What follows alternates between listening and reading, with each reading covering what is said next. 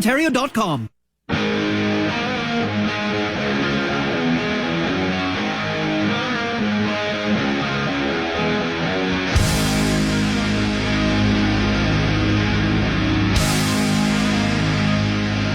Welcome back to the Jerry Agar Show. I'm Barb DiGiulio, filling in for Jerry in a few minutes' time. We're going to check in with Jim Richards and find out what he's got planned for the showgram this afternoon. You may have heard the term gray divorce. What it refers to is splitting up after the age of 50. Apparently can be particularly hazardous to your emotional and financial health, far worse than doing so at younger ages. And joining us to talk about gray divorce is Laura Paris, a family lawyer with Shulman Law Firm. Hi, Laura. Thanks a lot for doing this. Hi, Barb. Thanks for having me. So how much of this are you seeing? People deciding to get divorced, maybe, I guess it's 50s on would be gray divorce? Yeah, I mean, I would say probably at least 50% of the clients that I deal with are in that age range.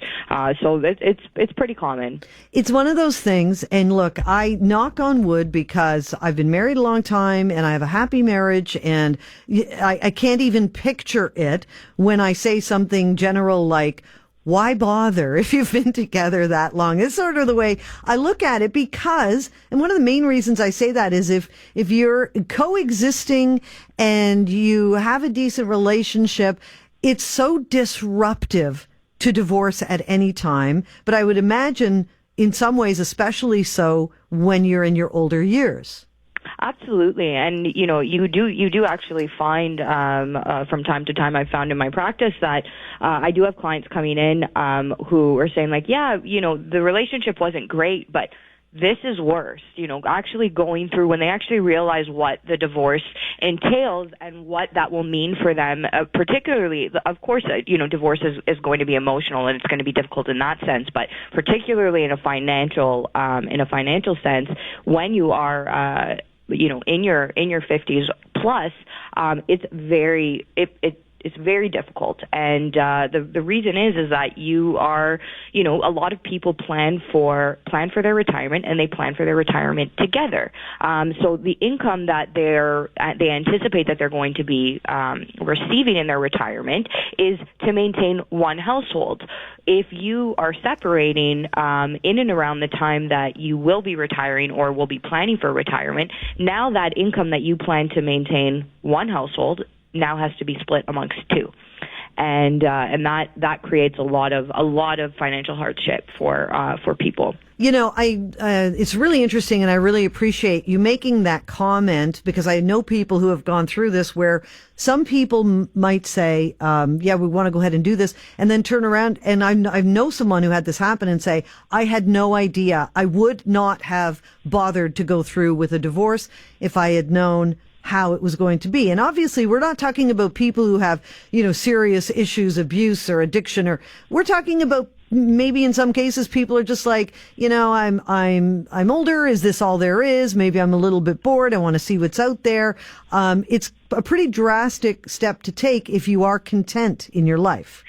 Certainly, and you do see, in older divorce, or when people are getting divorced later in life, it does come down to, in some cases, of course, it could be, serious reasons why they're choosing to separate. But you do often see that it's just people, their lifestyles aren't aligned anymore. They say the empty nest syndrome, where the kids are gone, and now it's like, well, now we have to talk to each other, Mm-hmm. And it's those reasons, and they're not necessarily things that you can't live with. It's not right. necessarily unbearable, but then when you have those sorts of reasons, and then you recognize what a divorce actually entails and what that's going to mean for their financial future, a lot of people, you do hear them saying, it's not even worth it. We should have just stayed together. Can you touch on some of the main financial impacts that people feel? The first one that's coming to mind is if somebody has a pension plan, could that be affected? Absolutely. So, surprisingly for me, a lot of people don't recognize that pensions are assets, and they are divisible just like the matrimonial home, and any other, bank account, etc. A lot of people look at it as, that's my pension, and that's what's going to carry me, through retirement, and I don't have to do anything else with it. And that's not the case. It's an asset. It's divisible. So you need to appreciate that, if you've accumulated that pension throughout the entirety of the marriage, if you started accumulating it at post marriage and have continued to contribute to it, up until the time of divorce, the entirety of that pension that grew during the marriage is going to be divisible.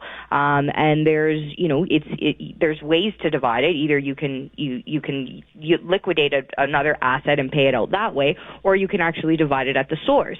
When people are dividing it at the source, what that comes down to is half of the pension income you were supposed to be receiving is going to end up being split. So you're going to receive 50% of it, and your ex-spouse will be receiving 50% of it. And a lot of people aren't live to that. Same thing goes for CPP credits.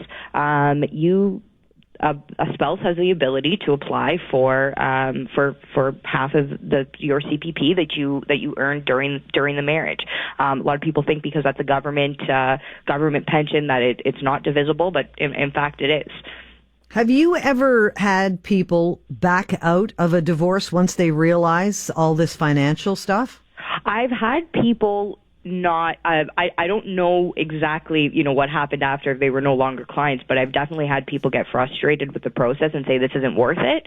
If they, kind of throwing it back on their other spouse and saying if they want to push this, they can push through it, but I'm not dealing with this anymore. So where they'll kind of withdraw from having legal representation, and in hopes that the other side is just going to back away and they can just kind of continue to coexist. Is it fair to say for most people the standard of living is going to go down a bit unless you're extremely wealthy? Absolutely, and that's something that people definitely need to be live to, and typically, especially when you're looking at kind of the baby boomer generation, and the fact that when that generation was getting married, typically couples took on more traditional roles where the husband would be working and the wife was home taking care of the household, etc. Now when those couples are coming to a point of divorce and they are in this 50 plus age range, all of a sudden, these women who got used to a certain lifestyle that was being provided to them by their husband, they are now being left on their own. And this is where we come into issues of spousal support and et cetera. But both parties, wife needs to be aware that she's going to be relying on that guy still for the rest of her life in order to maintain some sort of lifestyle. And husband needs to be aware that he's going to have to maintain, or to the best of his ability, maintain that lifestyle for the wife. And a lot of people don't look at it that way. And one of the biggest things that I say for people who are getting married now when I'm dealing with marriage contracts or cohabitation agreements is never try to always plan your future as an individual rather than as a family unit. I mean, of course, you want to have that security as a family unit, but you also want to protect yourself too, because the day may come, and it may be as a result of a divorce. It could be as a result of many different things, but always make sure that you have the ability to support yourself, and then that will kind of lessen the blow if and when you do end up separating closer to a point of retirement. It's always great to talk to you. It was very interesting, Laura Paris. Thank you for this. Thank you so much. Family lawyer with Shulman Law Firm. Learning more about